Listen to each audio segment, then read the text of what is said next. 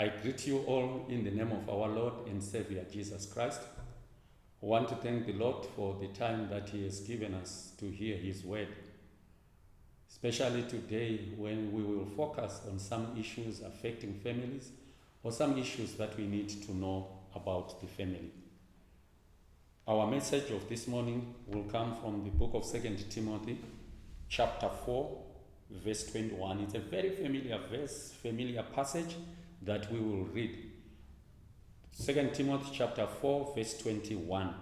And it reads, I'm using the King James Version. It says, "Do thy diligence to come before winter. Eubulus greeted thee, Pudens and Linus, Claudia, and all the brethren. Do thy diligence to come before winter.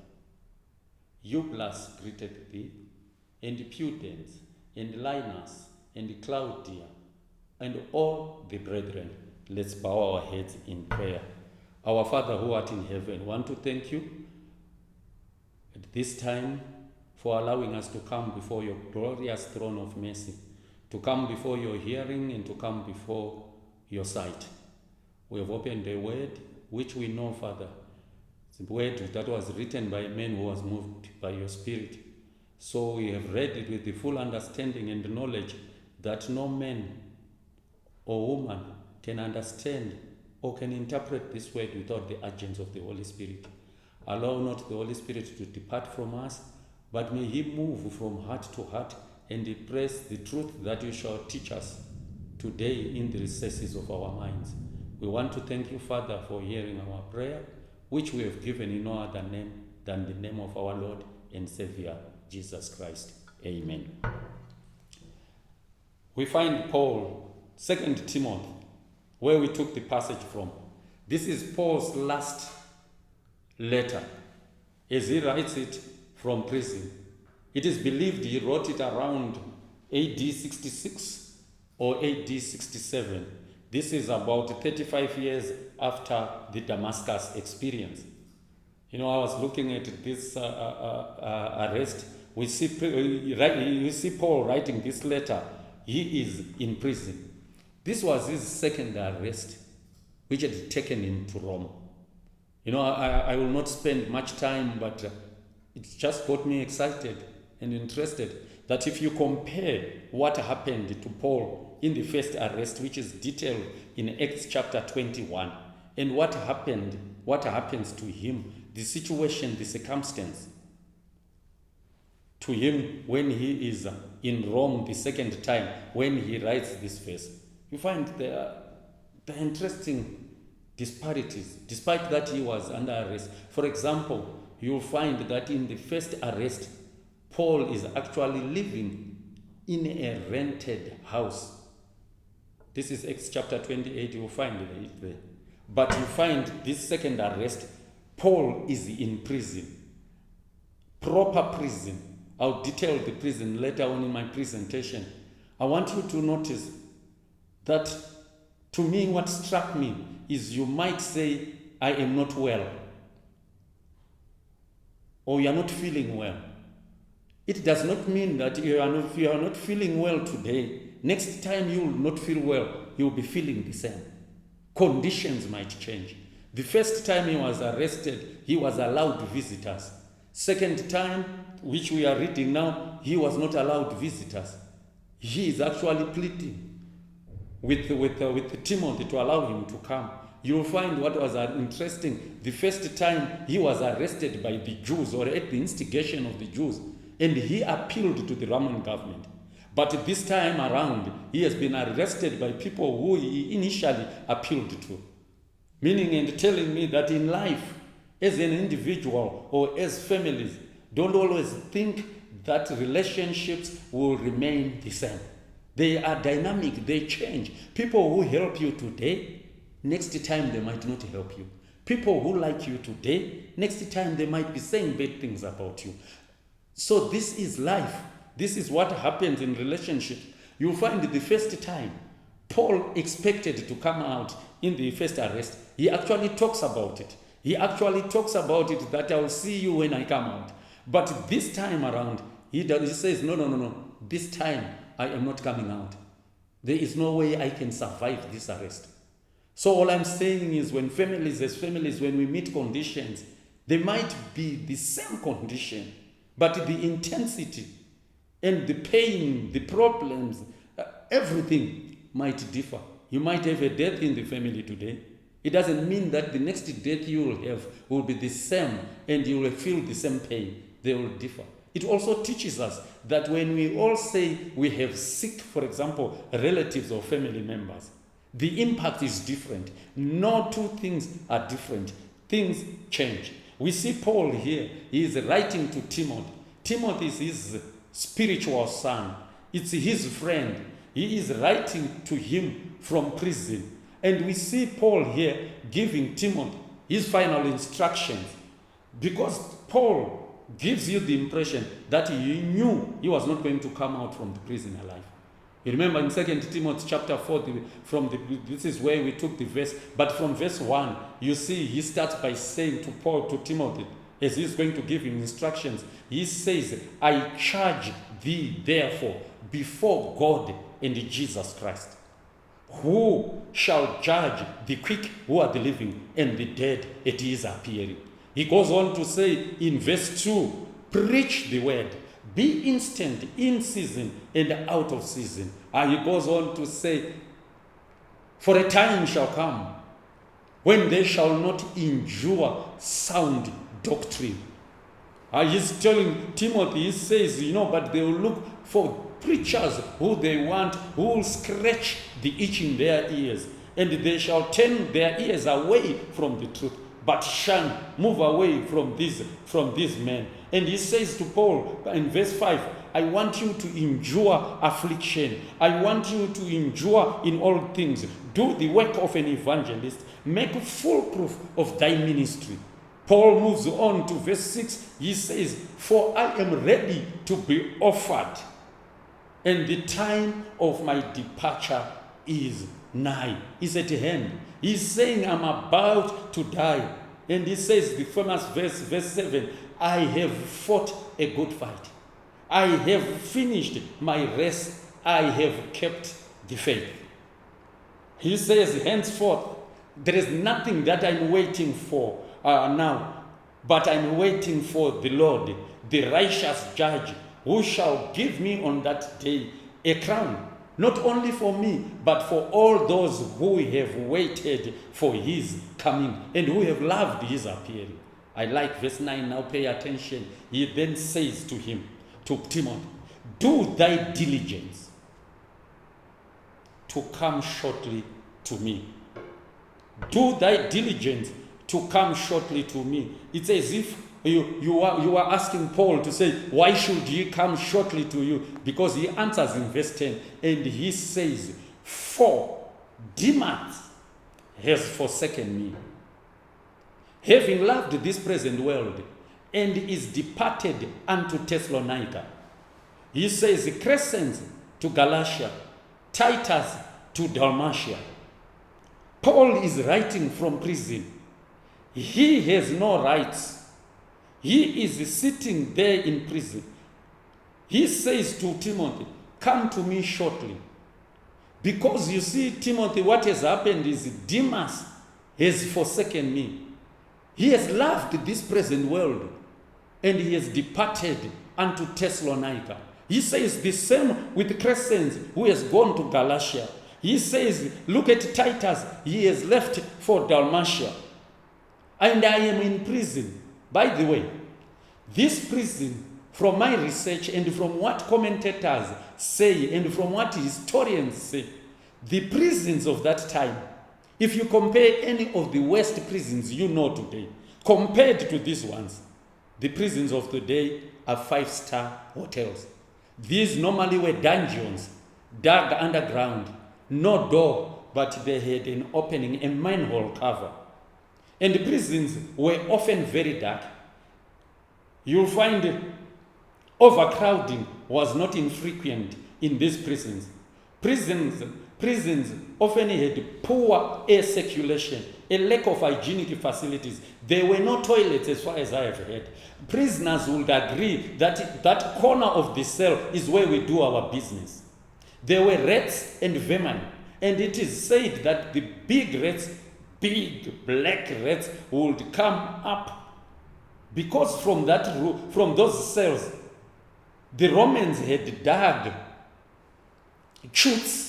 This is like a tunnel where they would say, if you die as a prisoner, they would shove you through that chute and you would go into the city sewer. And the rats would come through those sewer chutes and come into the prison. They will eat human waste.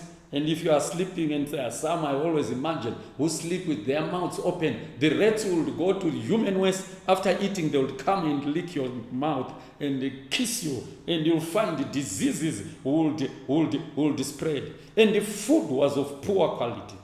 And I want you to know, Paul was placed in this prison together with the hardcore criminals, the rapists, the murderers, the insurrectionists, the robbers of those days. These were with the people who were with Paul in that room. He was not alone. And it is said such places, they will just be swearing and curses. And you are looking at God's child amongst these people. But by the way, I just want to throw in this. If you check when Paul writes the book of Ephesians, he writes from prison. And he says, I am sitting in heavenly places with Christ. He was sitting in such a squalid condition. I want to tell you, it's not about what you have, it's about who you are with. I want you to hear what I'm saying. Some people have all the luxuries you can think of, but they cannot tolerate one another in the family. I often see some places, some homes, you visit some homes in the affluent areas of Zimbabwe, where you find the family is on rocks. Husband and wife cannot tolerate each other. They can't even see each other eye to eye. They can't talk to each other. The children cannot tolerate their father. But as you enter that yard, you see this mansion, and this is where these people are coming from. Behind the mansion, there is a small 2-roomed place where the gardener lives with his wife. They have nothing, but you stand, you hear complaints and shouting coming from the mansion. But in that small place where the gardener and his wife is, there is merrymaking, there is laughter, there is cheering. It's not about where you are, it's who you are with. How is it in your home right now during this lockdown? Paul was in such a squalid place, and he says, I am in heavenly places. Why? Because he says I'm with Christ. But let me move on. Paul, as he is in this prison, he writes to Timothy. I told you, these prisons were usually overcrowded.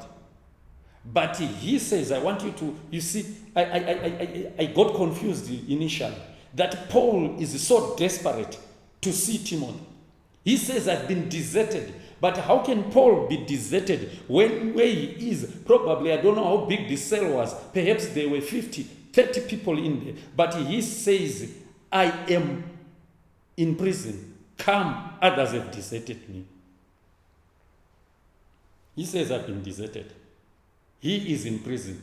Brothers and sisters, I want you to know, there are some families where life is like a prison. Some feel incarcerated, entrapped.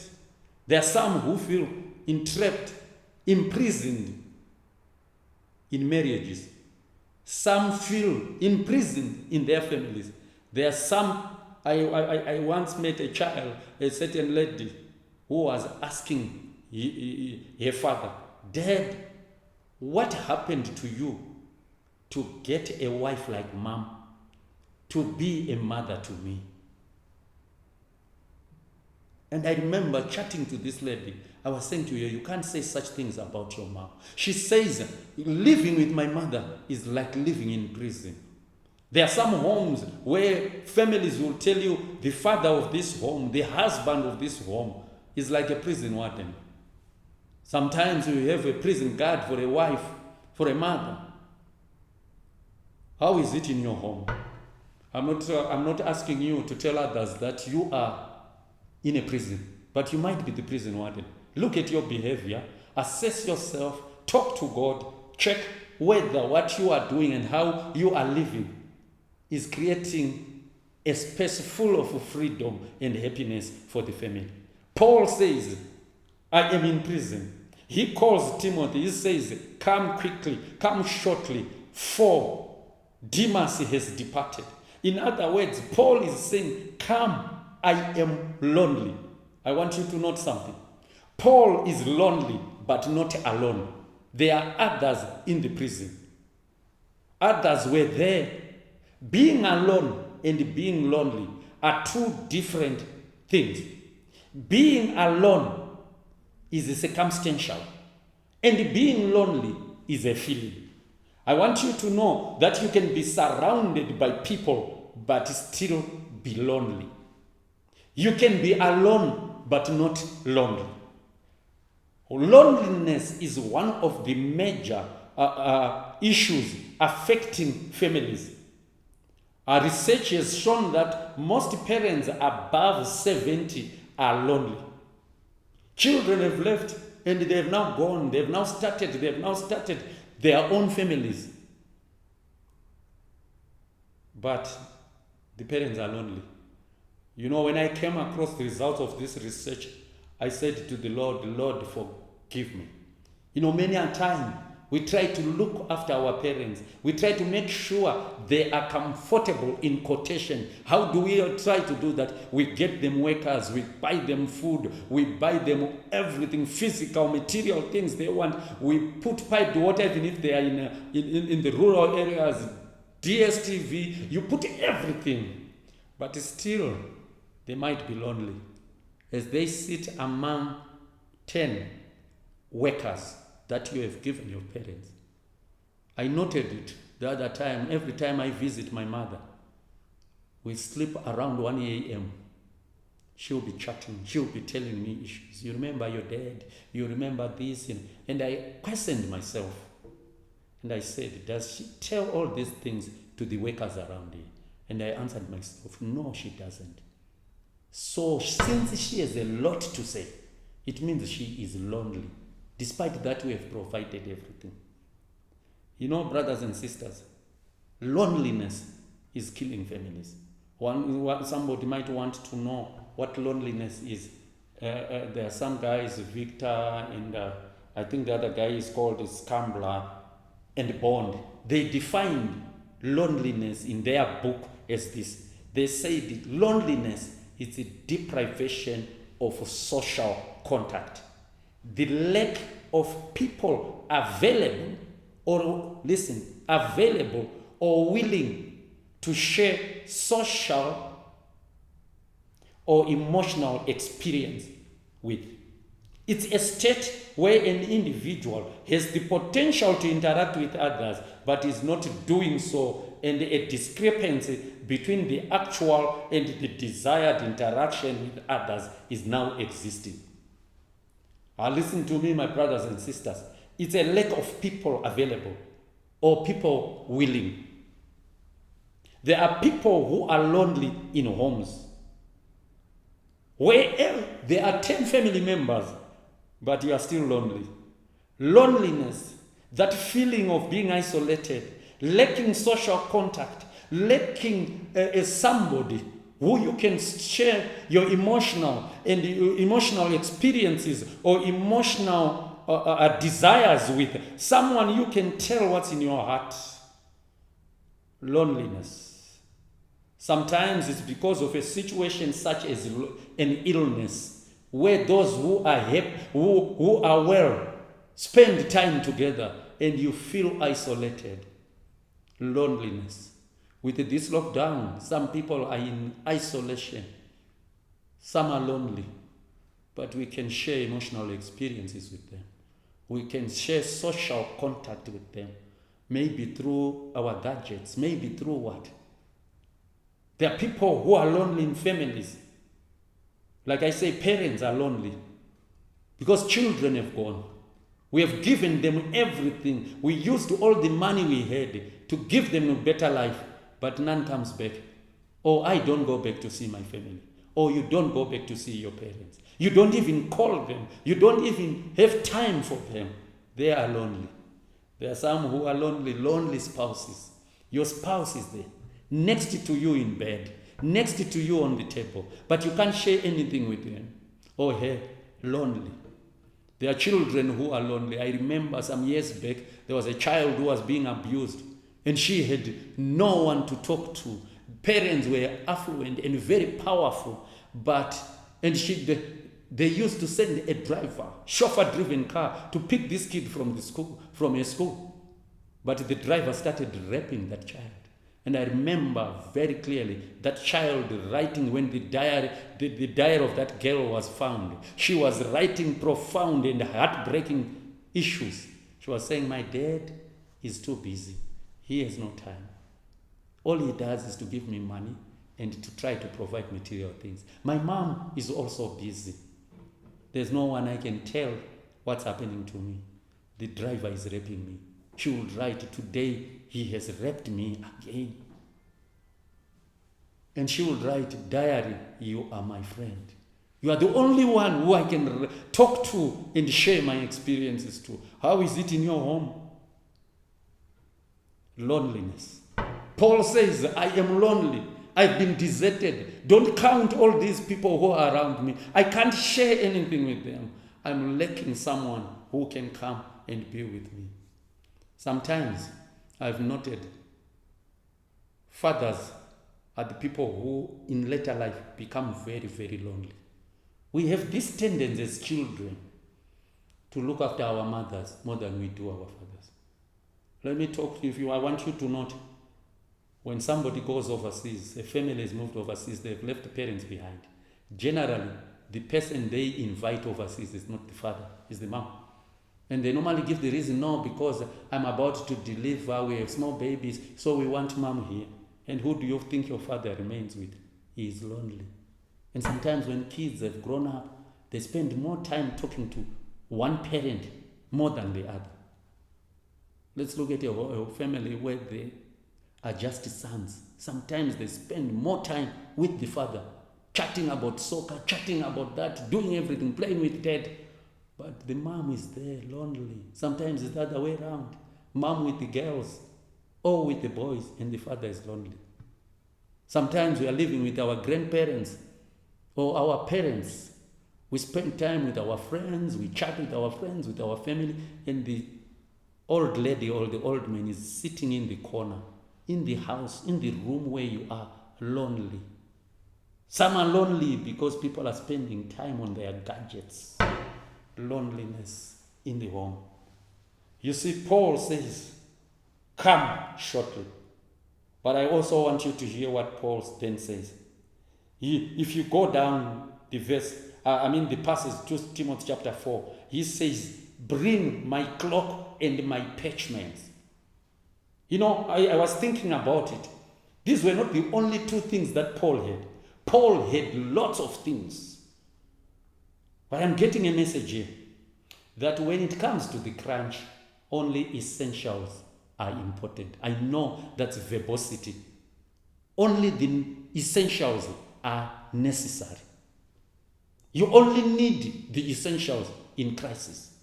As families, we need to know all this we have. Ask yourself, what is really essential? Because when problems strike, you only need the essential. Let me move on. He then says, Paul, in verse 21, the verse that we read, do thy diligence to come before winter. Paul says, come before winter. Winter, the onset of winter, would mean no ship could sail from the Middle East all the way to Rome. And winter would normally start from November to March.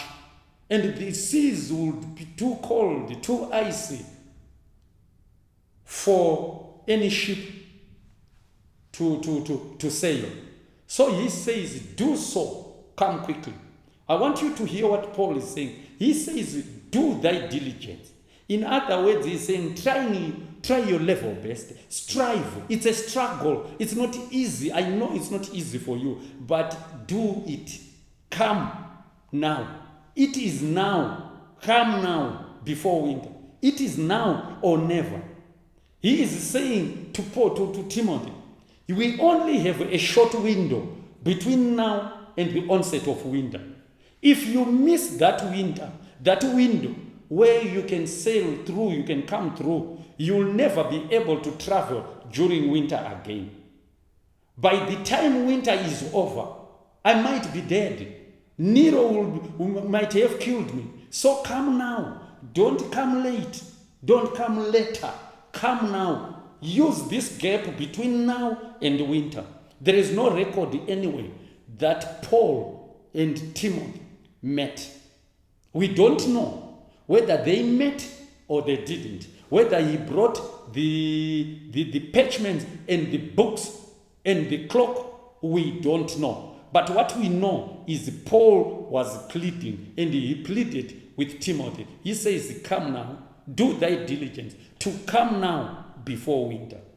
He is saying situation might not permit you. You might be hard-pressed for cash. You might be hard-pressed for time. You might not be feeling well, Timothy. But do thy diligence to come now. Come against all odds. I need you now. I want you to know, brothers and sisters, winter is coming very soon in our relationships and in our families.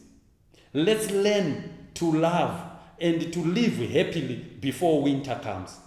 Let's endeavor to have functional families before winter comes. Many of us miss the gap between now and the winter, and we want to be all right with family members, with each other when winter is come. I want you to know, brothers and sisters, love now before it's too late. Love now before it's too late. This is the time to love. Love each other as family members. Love your parents. Love your wife. Love your kids. The family, I don't know what set up, what family, your grandparents, as long as they are family, the time to love is now. When the lockdown has been lifted, visit now. Some of us failed to visit when there was no lockdown. Now we are longing to visit, but it's too late. Winter has come. Some people have actually died without us visiting them because of the lockdown. We couldn't visit them because of the lockdown, but when we were free, we were sitting. This is the time to love now. I'm saying to kids, this is time to listen, to obey, to glean from parents' knowledge. Soon and very soon, winter might set in, and you have no one to give you direction. I've often seen bereaved children standing by the graveside, crying, weeping. I always laugh and say, long ago, I used to know, us as Africans, us as Zimbabweans, when we would weep at funerals, tears would come from the ear duct. From the eye duct. But now it has changed. They come from the other side of the ear, of the eye. You see the ladies dabbing this side. Long ago, we used to know you dab the ear, but I don't know, perhaps it's our development and technological advancement which has changed the direction of tears. But I've seen them dabbing the corners of their eyes, crying. Now I say they're supposed to be giving a speech. I don't know what's going to happen with this English that came. I don't know what's going to happen. Dad, who is going to give us advice now? You are a fool. Too late. Winter has come. When dad was calling you, when mom was calling you, trying to give you advice, you were saying they talk too much. Time to listen, time to obey is now.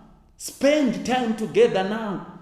The lockdown has put us together. This is time to spend together, quality time, where we sit, we discuss, we love each other, we share our opinions, our views, aspirations, our desires, our disappointments. We bond now.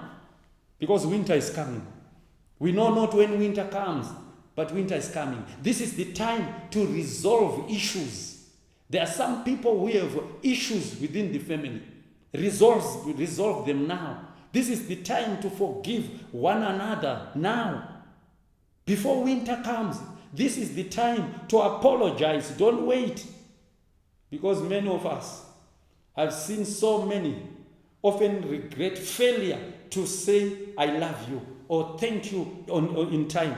They meant to do it, but never got to do it. I want you to know these brothers and sisters. One of my favorite authors says, many there are who bring their precious gifts for the dead. She says, as they stand about the cold, silent form, words of love are freely spoken. Tenderness, appreciation, devotion, all are lavished upon one who sees not or who hears not. Had these words been spoken when the weary spirit needed them so much, when the ear could hear and the heart could feel, how precious would have been their fragrance. We only want to talk when it's too late. Please note this. One rose, one stem of rose given now is more than 1,000 roses on a casket. Sometimes, let me just move and say, sometimes as church members, we want to attend funerals rather than visit the sick. I'm not talking during lockdown. I'm just talking about when we have no lockdown. We want to make an appearance at funerals, but never visiting the sick. We want to give each other the choicest food. When we are sick, I normally say, you see, right now when everything is fine, a child goes to a parent or to the guardian and say, can I have 250 mils of yogurt? The child is told, no, you can't.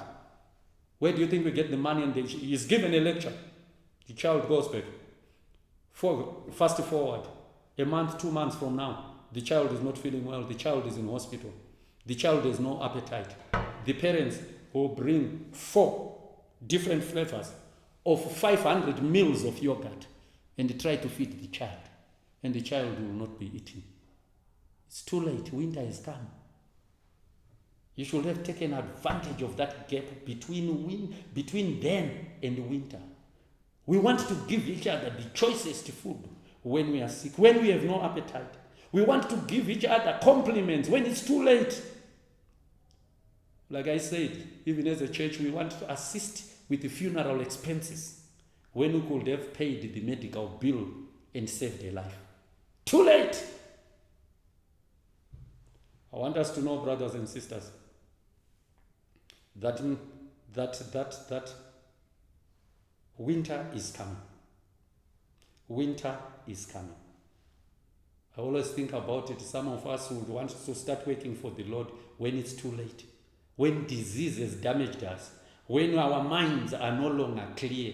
You hear so and so is now back in church. He is now damaged. He's gone. Alcohol is damaged his body. He can no longer hold anything and he wants to start working for the Lord. Start working for the Lord now as a family before winter comes in. Brothers and sisters, winter is coming. Winter is coming. Do thy diligence to come before winter.